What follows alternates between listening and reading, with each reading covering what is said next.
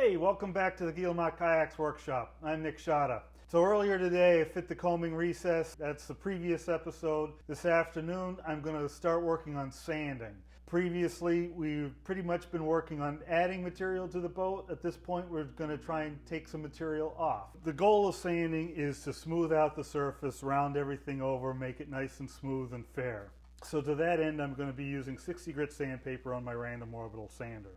And for some of you, sort of 60 grit, you probably never even heard of it. Typically people consider 80 grit sort of coarse material. I found that if you're too conservative on the sandpaper, it takes longer if you use a finer grit, and B, it doesn't end up doing as good a job, because our goal here is to knock down high spots and level things off. And the finer the sandpaper, the more it just wants to sort of conform to the surface and it's going to be less interested in knocking down the high spots. Again, for that, I'm not using any kind of conforming pad. This is a somewhat soft pad on this sander, but I'm not putting a really soft pad on it. I want it to knock off the high spots. So as I'm going over the surface, it's doing the most work on the stuff that's sticking up the most. If I start to put a soft pad on here, it will conform to the surface and it'll sand the low spots even when it's trying to knock down the high spots. So by going with a stiff pad on it, I will get it to fare out more quickly. But part of the deal here is we don't want to just stick in one place. We need to keep on moving. My system for sanding is I go side to side and then up and down. I want to get every square foot of the boat sanded to the same degree. So I try to be systematic as I go down it. You want to avoid saying, okay, there's a problem right here. I want to keep on working on this problem until it's gone, because that's what causes low spots. And you'll never get a low spot back up. So in order to get a low spot fair again, you've got to remove all the high spots around it. So by being systematic, moving down the boat in a uniform, consistent manner, I will get a consistent amount of sanding on it. And even if I don't get it perfectly sanded out the first pass, I'd rather just go over it once in that systematic manner and see what I need to do after that. It's easy enough to see something in the moment and say I'm going to deal with it right now, but you might not notice that there's something else going on around it that might alleviate that problem. Again, go down the whole boat uniformly in one pass, see what happens, and then come back from there. I think I've said it before, but one of the most dangerous things in the shop is not your bandsaw or your table saw or any of those things that you think might cut a finger off. It's probably the dust. Cedar dust is said to be a carcinogen. It's fairly nasty stuff. You breathe it down into your lungs and basically it's not going to go anywhere. So dust protection, breathing protection. My sander has dust collection built in, and this goes to a cyclone back at my vacuum back there. It's very efficient at keeping the dust out of the air, but just in case any does get in the air, I still wear this mask. I also have a overhead air cleaner, which I run sometimes when I'm doing particularly dusty things. Between the dust collection and the dust mask, should be in good shape. I will also wear hearing protection while running the sander. These are noisy tools, and good hearing protection is worthwhile. This of course makes it so I can't talk very well, so it's not going to be much narration at this stage. I have the sander set at the aggressive mode on this. This Rotex sander has two modes, the fine mode and the aggressive. I have it set on the aggressive and full speed, highest speed here, and so we'll just have at it.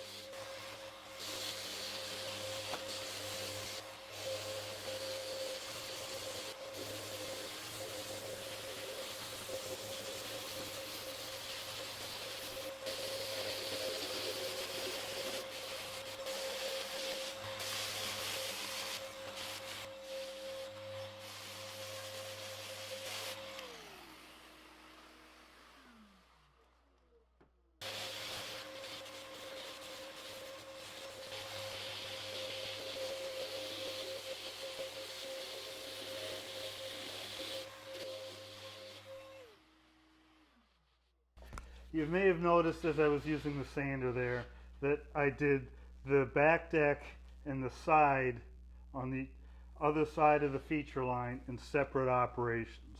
I didn't let the sander roll over that edge. If I rolled over that edge, I'd round over this feature line, and I want to keep a fairly distinct edge right there. So I come up from one side, get right up to that line, then come down from the other side, get right onto that line. And that will allow me to maintain that sharp edge there, and which will be a nice looking feature. When it's all varnished, you'll see a change in the reflection right there, and it'll be a nice crisp sharp change in reflection, and it'll look cool. I'm just continuing down the length of the boat. Again, this is a quick sanding with 60 grit, and you know, so far I may have 10 minutes into this. People complain about how much sanding there is in a strip built boat. There can be a lot of sanding in a strip built boat, but part of the trick is to be smart with your sandpaper. So start with a really coarse right off to get the shaping done. Any shaping that needs to be done should be done with the coarsest sandpaper you can use. I've used 40 grit on this. I've stepped back from that a little bit because it's really hard to get the sanding scratches out from the 40 grit. You got to spend a lot of time with the 60 grit and then the 80 grit, but it does a great job. It levels it off really quickly. So for my own personal boats, I might just go with the 40 grit. And frankly, you can almost stop with 60 grit with the sanding if you're not trying for a showroom quality finish, but it's going to look really good, and nobody will ever know you stopped at 60 grit. A softwood like this, once it's set under layer of fiberglass and epoxy, it's going to be smooth and shiny. It's going to be beautiful. The only thing to worry about is scratches. If you have a random orbital sander, you can generally make it so the scratches from the grit you're using all blend together and you don't see them at all. So I'm going to continue down the length, get to the other end of the boat, and take a look at it. At the front end of the boat, this is the side I've sanded. This is the side that has not yet been sanded. And one thing you'll notice with the light behind it is there's these reflective spots. That shiny spot is the original surface of the cut strip. It's not been hit with the tool since the table saw. In between those, you see the duller sections. That's where I've come by with the scraper. When it's all sanded out, it should be all uniform. You might see the occasional shiny spot here and there, but we'll deal with that later. The way to know if you're sort of moving at the right speed with the sander is if you get rid of like 90% of those shiny spots in the first pass.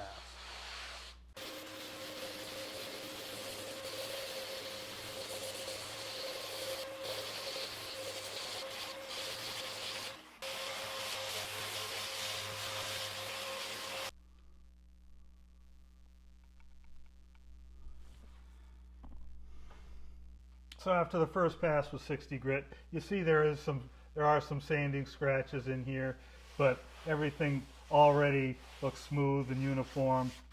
Got nice tight seams here. Not seeing the glue line at all. Not exactly sure where it is, but it's looking pretty good. I think there's a glue line right in there. The next one right up here.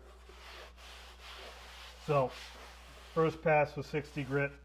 Again, I've spent maybe 15-20 minutes sanding at this point. By using a coarse grit, you get the job done quickly, and it ends up with a really uniform surface. You're not trying to dig into places to deal with low spots or shiny spots. Just going over the whole thing with a good coarse sandpaper will blend the strips together and start to get rid of those facets, and the surface will look really nice.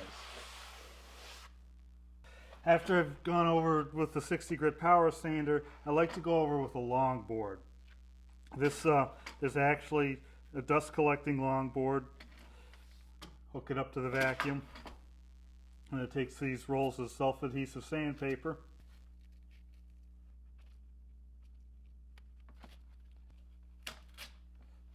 And I ordered with this longboard this cool metal plate with a bunch of spikes in it.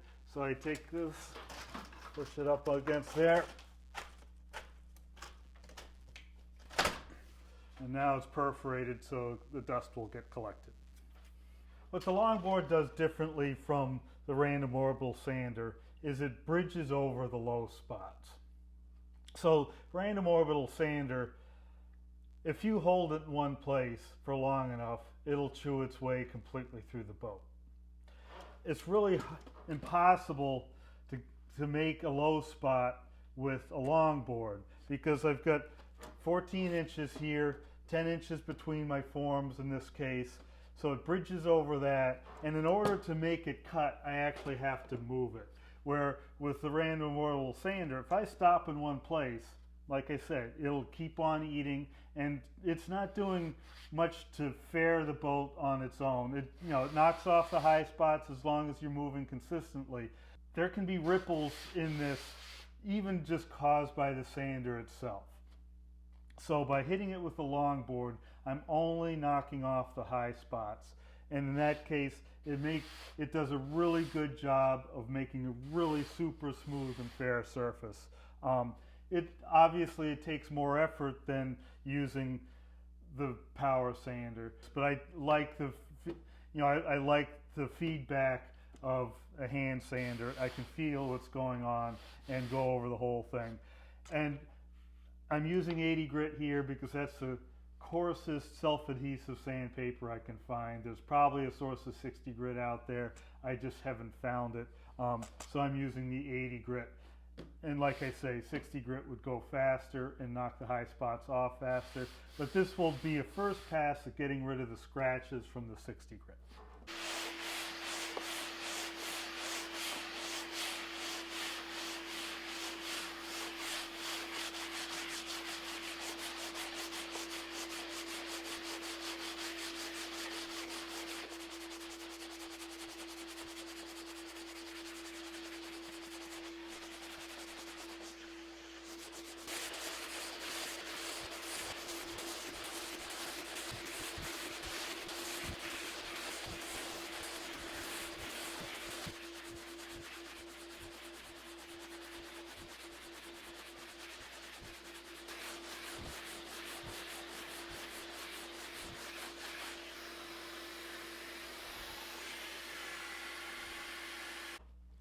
Something to keep in mind while you're sanding and fairing is to understand that fairing is a whole boat operation. It's not a spot operation. You're not fairing one spot. You're trying to make the whole boat smooth and fair. And fair again means no funny ripples. If you run your hand over it, it should be fair and smooth.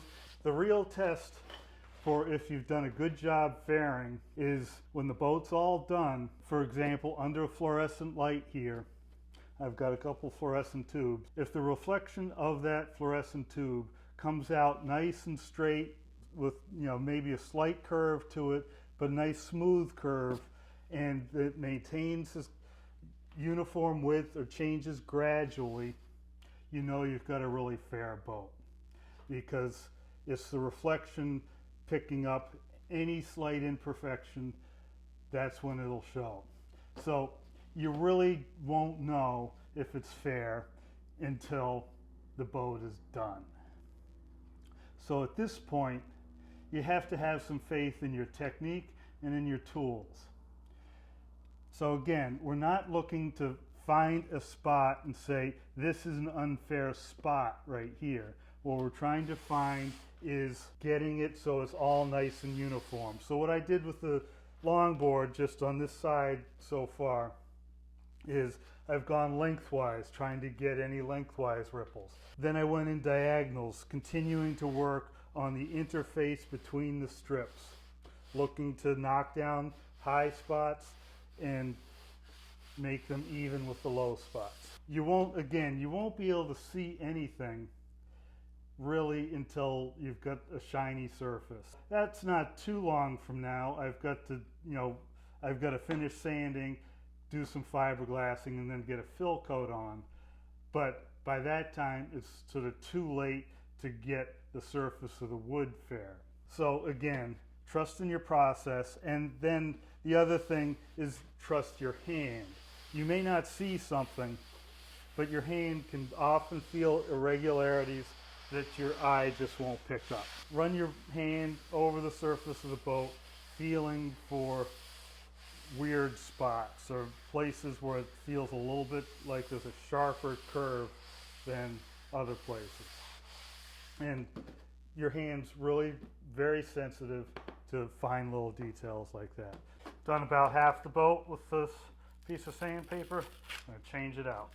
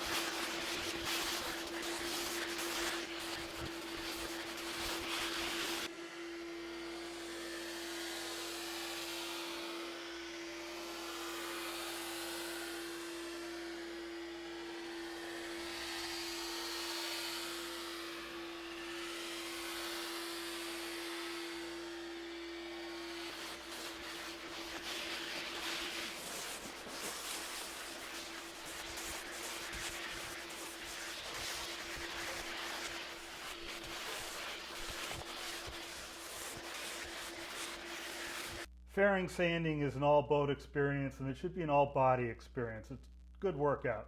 If you're not working up a sweat, you're probably not doing it right.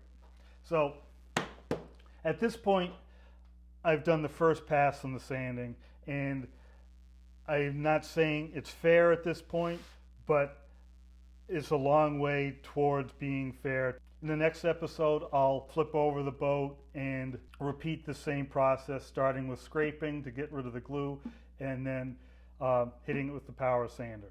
So if you're looking forward to more sanding, hit subscribe. We'll be doing that in the next few days. And if you enjoyed this episode, give me a like. Again, the other day I worked on my Kayak Forum bulletin board, which is a worldwide community of people interested in building kayaks. And that's up and running again after some software technical difficulties. If you want to find other people interested in this stuff, head over to kayakforum.com. I'll put a link up here someplace to get you there. The other community is my Patreon supporters, people who are chipping in a little bit of money to help me do these videos. They really appreciate your support. So until the next episode, thanks for watching and happy paddling.